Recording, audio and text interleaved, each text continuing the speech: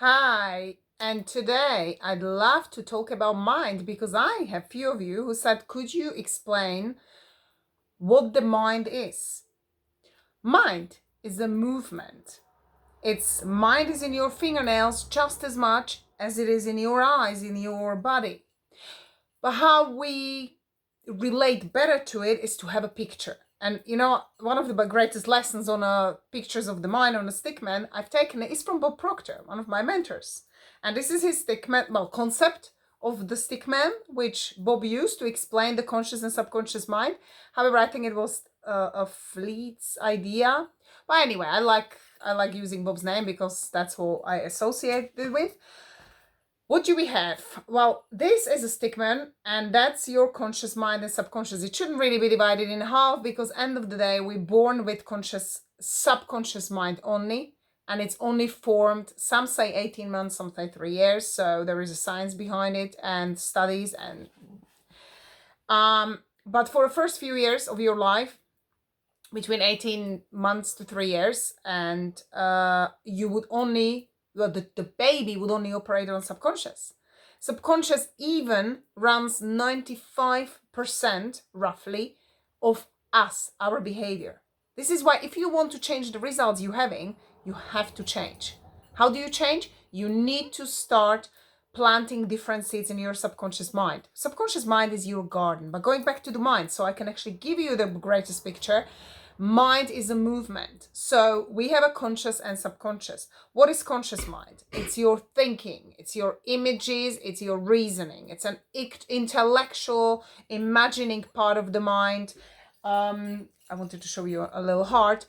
And it accepts or rejects everything you give it. So, your consciousness is between 4 and 6%. That's why it's so important to get a greater understanding and awareness and application and knowledge and expand, because your consciousness is the important part where you consciously decide, knowing what you're doing, how are you doing things if you want to change them. Now, subconscious mind has all the paradigms, beliefs, limitations, everything stored. It accepts everything you give it, doesn't reject anything. It's just must accept everything.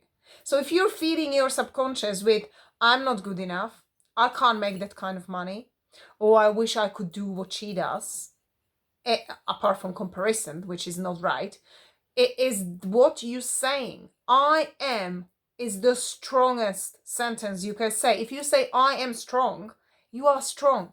Don't feed your subconscious. Don't feed your mind with statements like, oh, I can't afford that. I can't do that. Oh, I wish I was able to do that.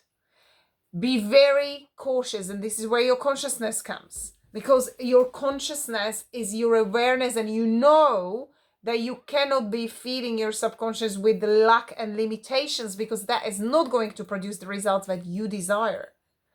So we've got these antennas, like Bob used to say antennas. It's your six senses, five senses. It's your smell, taste, hearing, feeling and seeing. Did I say that? Feeling, hearing, smelling, touching, seeing. There we go. And I used to love Madame Montessori, and I sent to my kids to Montessori environment because I used to love how they feed subconscious, not knowing what I know now, but I just knew that there is something that they were doing right. And your antennas really are the connection between the consciousness and subconsciousness when you think about it, because when you're born, the baby is learning through the senses, and the senses are really with only connecting or feeding the consciousness, because your subconscious is the only thing you have as a baby. So while we actually placing it up here, it is actually, I personally love to believe that it is a channel between your subconscious and conscious mind. It's kind of a channeling through to the consciousness when you grow and expand and gain greater awareness. And it's every cell of your body, every single cell has that spirit in it, that magnificent inner power, the higher self, higher version of self. Now, are you using that? Are your thoughts empowering or disempowering? If you're using empowering thoughts, thinking, I'm wealthy, I'm great, I'm beautiful, I'm confident, I can do anything I choose to. I can make a decision to become whoever I would love and desire to be. That kind of statements are really feeding your confidence, your self-esteem. Remember, self-esteem actually then grows your confidence. But it's not about reading things. You have to apply the material. So all the knowing and knowledge and wisdom and understanding in the world will not produce the results you desire if you don't apply them. The application is crucial. So going back, what is body? Body is just a vibration. It's an instrument of your mind. And I've got a beautiful quote which I really use. I'm so happy and grateful that I'm God's highest form of creation. And there never has been and never will be another person on earth created that can equal me. There is just one you. Nobody in the world is you. You are the most unique, powerful person. How really often you're tapping into your consciousness, you're tapping into your power, your inner power, and you're using this. And the subconscious mind is all the paradigms, limitation, beliefs. There might be beliefs that are not serving you. So unless you really aware of what beliefs do you have about the certain subjects, what beliefs do I have about money? What beliefs do I have about relationships? Am I worthy of abundance? Am I deserving the abundance? Am I worthy of love? Am I worthy of success? Am I worthy of great relationships?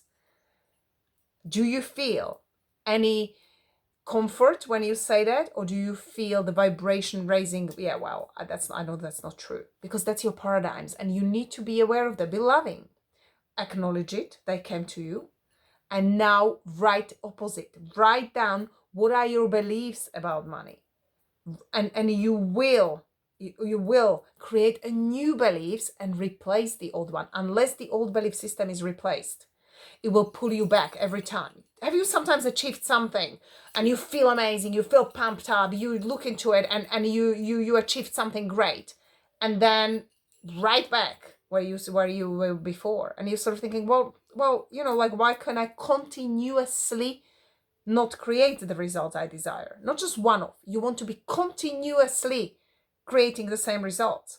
You must replace your belief system. If you do not replace the belief system, and that's why you study the mind. So just so you know, mind is a movement. It's in everywhere. Lots of people think mind is your brain. It's not. There is a conscious and subconscious mind, and body is actually the vibration that is the instrument of the mind. But unless you understand who you really are, you are the unique spiritual spirit living, having a human experience. Are you thinking from the highest self or the lowest self? Are you thinking empowering thoughts or disempowering thoughts? Are you giving away your crown to circumstances, conditions, and situations that are around you? Or are you thinking, I can do anything? Because you certainly can.